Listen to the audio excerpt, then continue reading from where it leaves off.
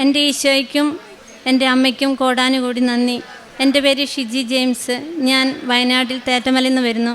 ഇതെൻ്റെ അമ്മ Mary Sebastian. അമ്മ വയനാട് പോരൂരിൽ നിന്ന് സ്ഥലത്ത് വരുന്നു. ഇതെൻ്റെ ചാച്ചൻ സെബാസ്റ്റ്യൻ.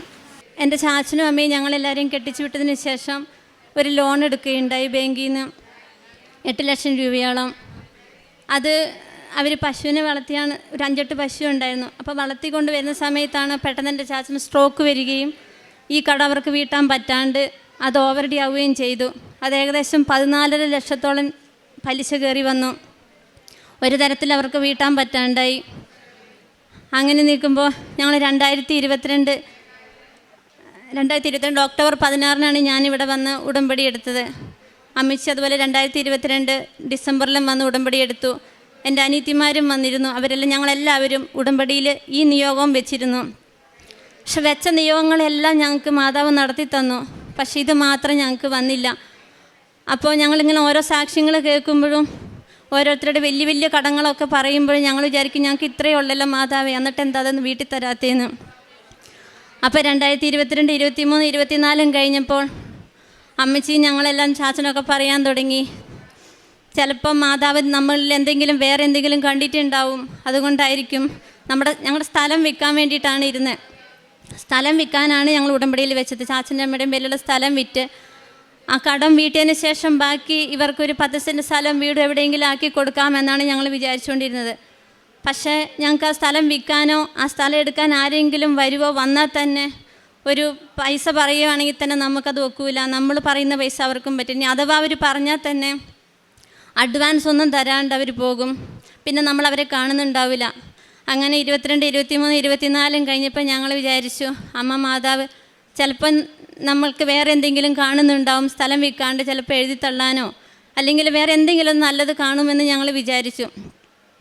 അങ്ങനെ ഇരിക്കുമ്പോഴാണ് ഞങ്ങൾ പക്ഷേ ഈ 2022 തൊട്ട് ഇന്ന് വരെ ഞാനും അമ്മച്ചിയും അനിയത്തിമാരെല്ലാം ഉടമ്പടി പുതുക്കിക്കൊണ്ടാണ് വന്നുകൊണ്ടിരിക്കുന്നത്. ഞങ്ങൾ മുടക്കം വരുത്തിയിട്ടില്ല. അങ്ങനെ ഇരിക്കുമ്പോൾ ഈ കഴിഞ്ഞ ജനുവരി 13 മറ്റേ ബാങ്കുകാർ അതിനിടയിൽ വരും ഇവരുടെ അടുത്ത്. ഞങ്ങളാരും ഇല്ലല്ലോ, ഇവരുടെ അടുത്ത് വന്നിട്ട്. പക്ഷേ ബാങ്കുകാർ നല്ല രീതിയിലാണ് ഇവരോട് പെരുമാറുന്നത്. ഒരു സ്ട്രോങ് ആയിട്ടൊന്നും പറയാറില്ല. ഇവർക്ക് 2 ചാച്ചൽ സ്ട്രോക്ക് വന്നത് അവർക്കറിയാം. അമ്മച്ചി ഹാർട്ടിന് മരുന്ന് കഴിക്കുന്നതാണ്. അപ്പോൾ ഇവരോട് നല്ല രീതിയിലാണ് പെരുമാറില്ലൊരു ദേഷ്യപ്പെടുക ഒന്നും ചെയ്തിട്ടില്ല. അങ്ങനെ ഇരിക്കുമ്പോൾ അവസാനം അവർ ജനുവരി 13 മറ്റേ ചാച്ചൻ്റെ അമ്മേൻ്റെ അടുത്ത് വന്നിട്ട് പറഞ്ഞു, ഇപ്പോൾ ഒരു സ്കീമുണ്ട്, ഒറ്റ തീർപ്പാക്കലാണ്, നിങ്ങൾക്ക് പലിശ വേണമെങ്കിൽ എഴുതി തള്ളിത്തരാം, ബാക്കി മുതൽ 8 ലക്ഷം രൂപ അടയ്ക്കാൻ. അപ്പോഴും ഇവർ പറഞ്ഞുകൊണ്ടിരുന്നത് ഞങ്ങൾക്ക് സ്ഥലം വിൽക്കാണ്ട് ഒരു നിവൃത്തിയില്ല സാറേ എന്നാണ് പറഞ്ഞുകൊണ്ടിരുന്നത്. പക്ഷേ എങ്ങനെയൊന്നും അറിയത്തില്ല, അവരങ്ങനെ പറഞ്ഞെങ്കിലും പിന്നെ ഞാൻ പറയുമായിരുന്നു, ഈശോയെ നിൻ്റെ അടുത്ത് എന്തോരം പൈസയാണുള്ളത്, ഞങ്ങൾക്ക് ഇച്ചിരി തരാൻ നിനക്ക് പറ്റുമല്ലോ, ഞങ്ങൾക്ക് വേറെ ആരും സഹായിക്കാനില്ല, നീ മാത്രമേ ഞങ്ങൾക്ക്, നിങ്ങൾ രണ്ടുപേരും ഈശോയും അമ്മയും മാത്രമേ ഉള്ളൂ ഞങ്ങൾക്കിന്ന്, എന്തോരം പൈസയുണ്ട് നിൻ്റെ കയ്യിൽ നിന്ന്. പക്ഷേ എവിടുന്നാന്ന് ഞങ്ങൾക്ക് അറിയത്തില്ല. ഈ ജനുവരി 25 അടയ്ക്കാൻ അല്ലെങ്കിൽ 31 വരെ അവർ അവധി തന്നു. പക്ഷെ ഞങ്ങൾക്ക് 22 8 ലക്ഷം രൂപയും ഞങ്ങൾ അടച്ച് ആധാരം കൈ കൊണ്ടുവന്നിട്ടുണ്ട്. ഇത് ആധാരം ഞങ്ങളുടെ 10 വർഷമായിട്ട് ഈ ആധാരം ബാങ്കിലായിരുന്നു. അതാണ് എൻ്റെ ഏറ്റവും വലിയ സാക്ഷ്യം. പക്ഷേ ഓരോ പ്രാവശ്യം ഞങ്ങളിവിടെ നിന്ന് ഉടമ്പടി പുതുക്കി പോയിക്കൊണ്ടിരിക്കുമ്പോൾ അമ്മയും ഞാനും ഈ മാതാവിൻ്റെ നേരെ നോക്കിയിട്ട് പറയുമായിരുന്നു, ഇതുപോലെ സാക്ഷ്യം പറയാൻ ഞങ്ങൾക്ക് അടുത്ത പ്രാവശ്യമെങ്കിലും വരുത്തി തരണേന്ന്. പക്ഷേ ഞങ്ങൾ കൊതിയോടുകൂടി പോയിട്ടുണ്ട് സാക്ഷ്യം പറയാം. പക്ഷെ അമ്മ മാതാവ് അത് നടത്തി തരാണ്ടിരുന്നതിന് വേറൊരു കാരണം എന്താ വെച്ചാൽ, ഞങ്ങൾ അന്ന് ഞങ്ങളുടെ സ്ഥലത്തിനൊക്കെ 26 ലക്ഷം പറഞ്ഞിട്ടുണ്ടെങ്കിലും ആ 26 ലക്ഷം രൂപയും ഞങ്ങൾക്ക് അവർ തന്നു പോകുമ്പോൾ ഞങ്ങൾ ആ 14.5 ലക്ഷം രൂപയും ബാങ്കിൽ കൊണ്ട് അടയ്ക്കുമായിരുന്നു. ബാക്കി എത്രയുണ്ടെന്ന് നിങ്ങൾക്ക് ഊഹിക്കാവുന്നേ ഉള്ളൂ. അപ്പോൾ അതുകൊണ്ട് ഇന്നത്തെ കാലത്തൊരു വീട് സ്ഥലം കിട്ടണമെങ്കിലൊക്കെ ഒത്തിരി പാടാണ്. പിന്നെ ചാച്ചനും അമ്മയും നന്നായിട്ട് അധ്വാനിച്ച് ജീവിച്ചുകൊണ്ടിരിക്കുന്നുണ്ട്. അവർക്ക് പണിയെടുക്കാൻ സ്ഥലം വേണ്ടിയും വരും. അപ്പോൾ അവർക്ക് ഈ 10 സെൻറ്റ് സ്ഥലമൊന്നും ഒരാഴ്ച കഴിയുമ്പോൾ അവർക്ക് ബുദ്ധിമുട്ടാവും. എങ്ങനെയാണെങ്കിലും ഞങ്ങളുടെ കടം വീട്ടി ഞങ്ങൾക്ക് പ്രതീക്ഷിക്കാത്ത ഏറ്റവും വലിയൊരു സ്വപ്നമായിട്ട് അമ്മയും ഈശോയും ഞങ്ങൾക്ക് തന്നു കഴിഞ്ഞു. എൻ്റെ ഈശോയ്ക്കും എൻ്റെ അമ്മയ്ക്കും കോടാനുകോടി നന്ദി. ഞാനിതിവിടെ കയറി വന്ന് സാക്ഷ്യം പറയുന്നത് 2ാമത്തെയാണ്. ആദ്യം ഞാൻ എൻ്റെ മോനുമായിട്ട് കയറി സാക്ഷ്യം പറഞ്ഞിരുന്നു. ഇനി ഞാൻ ഉടമ്പടിയിലൂടെ ഇനി ഒരുപാട് കാലം പോവുകയും ചെയ്യും. എന്നെക്കൊണ്ടാവുന്നത്ര കാലം നമ്മുടെ ഒരു ആരോഗ്യമുണ്ടല്ലോ, ആരോഗ്യത്തിൻ്റെ അത്രയും കാലം എനിക്കിവിടെ ഉടമ്പടി എടുക്കാൻ വരണം എന്നാണ് എൻ്റെ ഏറ്റവും വലിയ ആഗ്രഹം. അത് അമ്മ മാതാവും ഈശോയും എനിക്ക് നടത്തി തരുമെന്ന് ഞാൻ വിചാരിക്കുന്നു. എൻ്റെ പേര് മേരി സെബാസ്റ്റ്യൻ. ഞാൻ വയനാട്ടിൽ നിന്ന് വരുന്ന. ഈശോയ്ക്കും മാതാവിനും കോടാനുകോടി നന്ദി ഞാൻ പറയുന്നു. എൻ്റെ 6 വർഷമായി ഞാൻ എൻ്റെ നടുവിനും കാലിനും മുട്ടും തേയ്മാനം കാരണം ഒരടി പോലും നടക്കാൻ പാടില്ലാതെ വേദന കൊണ്ട് സഹിക്കത്തില്ലായിരുന്നു. ഡോക്ടറെ അടുത്ത് വരുമ്പോൾ ഡോക്ടർ പറഞ്ഞു 2 കാലിൻ്റെ മുട്ടിനും തേയ്മാനമാണ്, നട്ടെല്ലിനും തേയ്മാനമാണ്. നിങ്ങൾ ഒരു കാര്യം ചെയ്യണം, നടയിറങ്ങരുത്, കയറ്റം കയറരുത്, 5 കിലോ പോലും തലയിൽ വെക്കരുതെന്ന്. ഞാൻ എൻ്റെ മാതാവിനോട് പറഞ്ഞു എനിക്ക് പള്ളിയിൽ പോകാനുള്ള അനുഗ്രഹം മാത്രം കിട്ടിയാൽ മതിയെന്ന്. അമ്മയും ഞാനും കൂടെ കൂടി ഞാൻ അമ്മയുടെ ഉടമ്പടി തൈലം തൂത്ത് ഞാൻ പള്ളിയിൽ പോവുകയും ചെയ്യും. പുല്ല് ചെത്താൻ ഇറങ്ങുമ്പോൾ ഞാൻ അമ്മയോട് പറയും അമ്മയുടെ കാലിന് മുട്ട് എനിക്ക് തരണം, എനിക്ക് മുട്ടില്ല എന്ന്. അങ്ങനെ പറഞ്ഞിട്ട് ഇറങ്ങിപ്പോകും. 10, 25, 30 കിലോ ഉള്ള പുല്ലും എടുത്ത് ഞാൻ കുന്ന് കയറി വന്നു. ഇന്ന് വരെ അമ്മ എന്നെ വീഴിക്കുവാട്ടെ, ഇന്ന് അടിയിൽ ഇരുത്തുവാട്ടെ ചെയ്തിട്ടില്ല. അമ്മയ്ക്കും ഈശോയ്ക്കും കോടാനുകോടി നന്ദി ഞാൻ പറയുന്നു. ഞങ്ങളുടെ കാര്യപ്രവർത്തികൾ എന്ന് പറഞ്ഞാൽ ഞാനൊരു ഹോസ്പിറ്റലും ഒരു ഓൾഡ് ഏജ് ഹോമും കൂടിയാണ് വർക്ക് ചെയ്യുന്നത്. അപ്പോൾ ഞാൻ അവിടുത്തെ അമ്മച്ചിമാരുടെ കൂടെ പോയി അവർക്ക് വേണ്ട കാര്യങ്ങളൊക്കെ ചെയ്യും. പിന്നെ എന്നെക്കൊണ്ട് പറ്റും പോലെ ഞാൻ പാവങ്ങൾക്ക് പൈസ കൊടുത്ത് സഹായിക്കും. എല്ലാ ദിവസവും പള്ളിയിൽ പോവും, ബൈബിൾ വായിക്കും, കൊന്ത എത്തിക്കും. ആദ്യമൊക്കെ ഞാൻ സീരിയൽ കാണുന്ന ഒരു വ്യക്തിയായിരുന്നു, അത്യാവശ്യം ജോലി കഴിഞ്ഞു വന്നാൽ. ഇപ്പം ഞാൻ സീരിയലുകളെല്ലാം ഒഴിവാക്കി എൻ്റെ ഈശോയ്ക്കും എൻ്റെ അമ്മയ്ക്കും വേണ്ടി എങ്ങനെ ജീവിക്കാൻ പറ്റുമോ അങ്ങനെയാണ്. ഇപ്പം എനിക്ക് പ്രാർത്ഥന എന്നുള്ളൊരിത് മാത്രമേ ഉള്ളൂ. ഇനി എൻ്റെ ജീവിതകാലം മുഴുവൻ ഞാൻ മുന്നോട്ട് അങ്ങനെ പോകണമെന്നാണ് എൻ്റെ ഏറ്റവും വലിയ ആഗ്രഹം.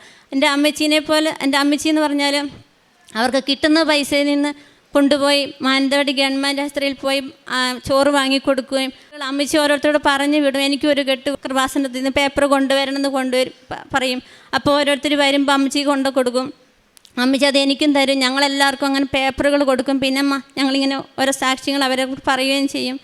അപ്പം ഞാൻ അമ്മച്ചിയോട് പറയായിരുന്നു, അമ്മച്ചി എന്നേക്കാളും ഒക്കെ ഞങ്ങളെക്കാളും ഒക്കെ എത്ര കൂടുതലാണ് അമ്മച്ചി ഓരോ കാരുണ്യപ്രവൃത്തികൾ ചെയ്യുന്നത്. അതുകൊണ്ട് എന്തായാലും അമ്മച്ചിയുടെ ഈ കാരുണ്യപ്രവൃത്തികൾ ചെയ്യുന്നത് കാണുമ്പോൾ മാതാവ് നമ്മളെ അനുഗ്രഹിക്കാണ്ടിരിക്കില്ല എന്ന് പറയുമായിരുന്നു. അത്രത്തോളം അമ്മച്ചി. പിന്നെ അടുത്ത് തന്നെ ഒരു ഓൾഡ് ഏജ് ഹോം ഉണ്ട് അമ്മച്ചിക്കും. അവിടെ അമ്മച്ചി പോയി കുളിപ്പിക്കുകയും പറക്കുകയും ചെയ്യും. എൻ്റെ അമ്മച്ചിക്ക് 68 വയസ്സായി. എന്നാലും അമ്മച്ചി പോയി അവർക്ക് വേണ്ട എല്ലാം ചെയ്തു കൊടുക്കുകയും പറക്കുകയും ചെയ്യുമായിരുന്നു. പിന്നെ നമ്മൾ ഒരു കാര്യം നമുക്ക് വൈകി പോകുന്നുണ്ടെങ്കിൽ ആരും വിഷമിക്കേണ്ട, അത് മാതാവ് നല്ലതിലേക്ക് കൊണ്ടുപോകുന്നുള്ള ഏറ്റവും വലിയ സാക്ഷികളായിട്ട് ഞങ്ങൾ നിൽക്കുന്നു. എൻ്റെ ഈശോയ്ക്കും എൻ്റെ അമ്മയ്ക്കും കോടാനുകോടി നന്ദി പറഞ്ഞുകൊണ്ട് ഞങ്ങളിവിടെ സമർപ്പിക്കുന്നു. സങ്കീർത്തനങ്ങൾ 66, 19, 20 തിരുവചനം. ദൈവം കേട്ടിരിക്കുന്നു, എൻ്റെ പ്രാർത്ഥനയുടെ സ്വരം അവിടുന്ന് ശ്രദ്ധിച്ചിരിക്കുന്നു. ദൈവം വാഴ്ത്തപ്പെടട്ടെ. അവിടുന്ന് എൻ്റെ പ്രാർത്ഥന തള്ളിക്കളഞ്ഞില്ല, അവിടുത്തെ കാരുണ്യം എന്നിൽ നിന്ന് എടുത്തു കളഞ്ഞില്ല. ഷിജി ജെയിംസ് എന്ന ഈ സഹോദരി തൻ്റെ കുടുംബത്തിൽ ലഭിച്ച 2 പ്രത്യേകമായ ശക്തമായ അമ്മമാതാവിൻ്റെ അനുഗ്രഹങ്ങളെ അമ്മയുടെ തിരുവെളുത്താരയിൽ സാക്ഷ്യപ്പെടുത്തുകയാണ്. മകൾ ആദ്യം സൂചിപ്പിച്ചു, 10 വർഷമായി ലോണെടുത്ത് ബാങ്കിലായിരുന്ന ആധാരം പലിശ കൂടി 15 ലക്ഷത്തോളം രൂപ അടക്കണം എന്ന രീതിയിൽ വന്നെത്തിയത്. യാതൊരു നിവൃത്തിയുമില്ലാതെ നിൽക്കുന്നു. വീടും സ്ഥലവും വിൽക്കുവാൻ നോക്കിയിട്ട് എടുക്കുവാൻ പോലും ആരും വരാതെ ക്ലേശിക്കുന്ന നാളുകളിൽ അമ്മയുടെ കരങ്ങളിലേക്ക് പൂർണ്ണമായും ആ നിയോഗത്തെ വിട്ടുകൊടുത്ത് പ്രാർത്ഥിച്ചതിന് ലഭിച്ച അനുഗ്രഹത്തെയാണ് അൾത്താരയിൽ സാക്ഷ്യപ്പെടുത്തിയത്. മകൾ വാക്കുകൊണ്ട് 2 കാര്യങ്ങൾ സൂചിപ്പിച്ചു. ഒന്ന്, ഞങ്ങൾ ഒരിക്കൽ പോലും ഉടമ്പടി ഉഴപ്പുകയോ മുടക്കുകയോ ചെയ്തില്ല. ഞങ്ങൾ വെച്ച നിയോഗം സാധിക്കാതിരുന്നിട്ടും ഉടമ്പടിയിൽ നിന്ന് അല്പം പോലും പിന്നോട്ട് പോകാതെ ഉടമ്പടി ഞങ്ങൾ മുന്നോട്ട് കൊണ്ടുപോയി. അത് വിശ്വാസം വിശ്വസ്തതയായി വളരുന്നതിൻ്റെ അടയാളമാണ്.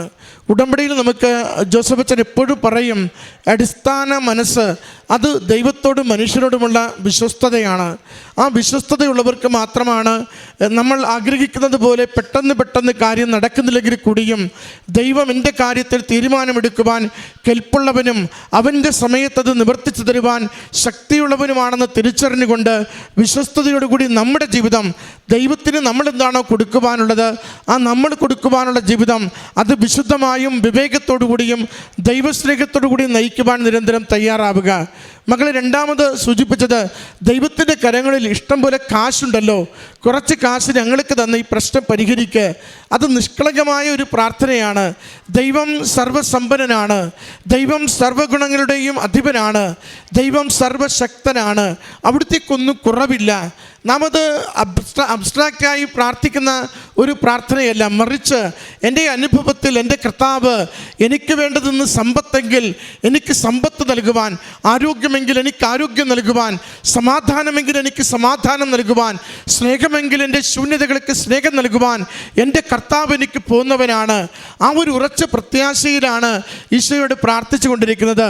മകൾ പറയുന്നുണ്ട്, അന്ന് വീടും സ്ഥലവും വിറ്റുപോയിരുന്നെങ്കിൽ കിട്ടിയതിൻ്റെ ഏറെ പങ്കും ബാങ്കിലടച്ച് ഞങ്ങൾ വീണ്ടും ക്ലേശത്തിലേക്കും ദുരിതത്തിലേക്കും മാറുമായിരുന്നു. എന്നാൽ അതിന് എല്ലാം ബ്ലോക്ക് ചെയ്തുകൊണ്ട് കാത്തിരിക്കുവാൻ വേണ്ടി അമ്മ ഞങ്ങളെ സഹായിച്ചു. അമ്മയുടെ സമയത്തിൽ പ്രവർത്തിക്കുവാൻ വേണ്ടി അമ്മ ഞങ്ങളെ കാത്തിരിക്കുവാൻ വേണ്ടി നിരന്തരം സഹായിച്ചു കൊണ്ടിരുന്നു. പ്രിയമുള്ളവരെ, കാത്തിരിപ്പ് ഒരു പുണ്യം തന്നെയാണ്. ദൈവത്തിൻ്റെ ഇടപെടലിന് വേണ്ടി ജീവിതം കാത്തുവെക്കുന്നവർ ശാന്തതയോടും സംയമനത്തോടും വിശുദ്ധിയോടും കൂടി ജീവിക്കുമെങ്കിൽ ദൈവം വലിയ കാര്യങ്ങൾ നമുക്ക് വേണ്ടി ഒരുക്കി വെക്കുന്നത് കാണാനാവും. കുടുംബം ഇന്ന് സാക്ഷ്യപ്പെടുത്തുന്നുണ്ട്. ഈ അൾത്താരയിൽ ഞങ്ങൾ കാത്തിരുന്നപ്പോൾ, ഞങ്ങൾ 3 വർഷത്തോളം കാത്തിരുന്നപ്പോൾ ദൈവം ഞങ്ങൾക്ക് വേണ്ടി ഇളവ് ചെയ്തത് 7.5 ലക്ഷം രൂപയാണ്. ആ പൈസയുടെ കണക്കിലെടുത്ത് നോക്കുക. 14.5 ലക്ഷം അടയ്ക്കേണ്ടത് 8 ലക്ഷം മാത്രം അടച്ചാൽ മതി എന്ന രീതിയിൽ ആ തീരുമാനം വരികയും അതുതന്നെ വീടും സ്ഥലവും തൊടാതെ മറ്റിടങ്ങളിലൂടെയൊക്കെ പൈസ ശേഖരിച്ച് അടച്ചു തീർക്കുവാൻ കുടുംബത്തിന് വഴിയൊരുക്കി കൊടുക്കുമ്പോൾ ദൈവം നമ്മളോട് പറയും, എനിക്ക് നിന്നെക്കുറിച്ചൊരു പദ്ധതിയുണ്ട്. അത് നാശത്തിനല്ല, ക്ഷേമത്തിനും ശുഭകരമായ ഭാവിക്കുമുള്ള പദ്ധതി എന്ന്. ദൈവം ഒരുക്കുന്ന പദ്ധതിയിലേക്ക് നമ്മുടെ ജീവിതത്തെ ചേർത്ത് വയ്ക്കുവാൻ നിരന്തരം ശ്രദ്ധിക്കണം. ധൃതി കൂട്ടുന്നവരാകരുത്. 1-2 തവണ ഉടമ്പടി പുതുക്കിയിട്ടും കാര്യം നടക്കാത്തത് കൊണ്ട് ഇട്ടെറിഞ്ഞ് പോകുന്നവരാവരുത്. നമ്മുടെ വിഷയം മാത്രം ആവരുത് നോട്ടം. ഈശോ ജീവിതത്തോട് ചേരുന്നുണ്ടോ? ഈശോയോടൊപ്പം ജീവിക്കുവാൻ നിരന്തരം സാധിക്കുന്നുണ്ടോ? പരാതി പറയാതെ ആത്മസംയമനത്തോടെ ദൈവത്തിൻ്റെ ഇടപെടലിന് വേണ്ടി കാത്തിരിക്കുവാനുള്ളൊരു ശാന്തത നമ്മുടെ ജീവിതത്തിന് ലഭിക്കുന്നുണ്ടോ എന്ന് നിശ്ചയം പരിശോധിക്കണം. ആ ഒരു കാത്തിരിപ്പിൻ്റെ ശാന്തതയിൽ ദൈവം അനുഗ്രഹിച്ചതിൻ്റെ സന്തോഷമാണ്, ഭാരങ്ങൾ ലഘൂകരിച്ചുകൊണ്ട് ജീവിതം ശുഭകരമാക്കിയതിൻ്റെ സന്തോഷമാണ് ഈ അൾത്താരയിൽ ഈ കുടുംബം സാക്ഷ്യപ്പെടുത്തുന്നത്. അമ്മയും സൂചിപ്പിച്ചത് അത് തന്നെയാണ്. തേയ്മാനത്തിൽ തൻ്റെ മുട്ടിന് പ്രത്യേകിച്ച് ചികിത്സയൊന്നുമില്ല. ഡോക്ടർമാർ പറഞ്ഞു മരുന്നൊന്നുമില്ല, തേയ്മാനമാണ്, അതുകൊണ്ട് സൂക്ഷിച്ചും കണ്ടും ജീവിക്കുക, ഉള്ള കാലം നോക്കി കണ്ടൊക്കെ മുന്നോട്ട് പോവുകയെന്ന്. അമ്മയ്ക്ക് ഔഷധമായിട്ടുള്ളത് ഉടമ്പടി തൈലമാണ്. ഉടമ്പടി തൈലം കൊണ്ട് തൻ്റെ കാൽമുട്ടുകൾ നിരന്തരം കുരിശു വരച്ച് അമ്മയുടെ കരങ്ങളിലേക്ക് ഏൽപ്പിച്ചു കൊടുത്തുകൊണ്ട് അമ്മ സാധാരണ പോലെ ജീവിക്കുന്നുണ്ട്. കുന്ന് കയറിയും കുന്നിറങ്ങിയും പുരുപെട്ടിയും 5 പകരം 25 കിലോ തലയിൽ വഹിച്ച് ചുമടെടുത്തും അമ്മ സാധാരണ പോലെ ജീവിക്കുന്നുണ്ട്. അമ്മ ഒന്നേ പറയുന്നുള്ളൂ, അമ്മ മാതാവിൻ്റെ കാൽമുട്ട് എനിക്ക് തരിക, എൻ്റെ കാൽമുട്ടില്ലെന്ന് അമ്മയ്ക്കറിയാമല്ലോ എന്ന്. ഇതൊരു ശരണവും വിശ്വാസവുമാണ്. ദൈവസ്നേഹത്തോടു കൂടി ഞാൻ ശരണപ്പെട്ടാൽ എൻ്റെ ജീവിതത്തിൻ്റെ കുറവുകളിൽ, എൻ്റെ ഇല്ലായ്മകളിൽ, എൻ്റെ ബലക്കുറവുകളിൽ എനിക്ക് ബലമാകുവാൻ എൻ്റെ അമ്മയും ഈശോയും കൂടെ ഉണ്ടാകുമെന്ന്.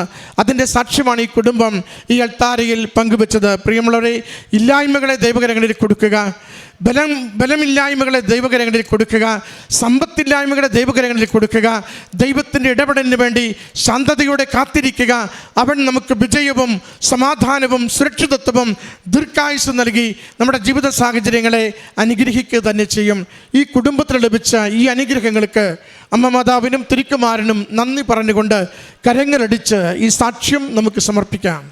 അത്യപൂർവ ദൈവാനുഭവങ്ങൾ ഇനി നിങ്ങൾക്കും സ്വന്തം.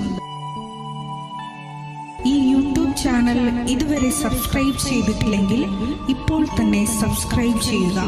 ഈ വീഡിയോ ഇപ്പോൾ തന്നെ നിങ്ങളുടെ സുഹൃത്തുക്കൾക്ക് ഷെയർ ചെയ്തുകൊണ്ട് കർത്താവിൻ്റെ പ്രേക്ഷിതരാകുക.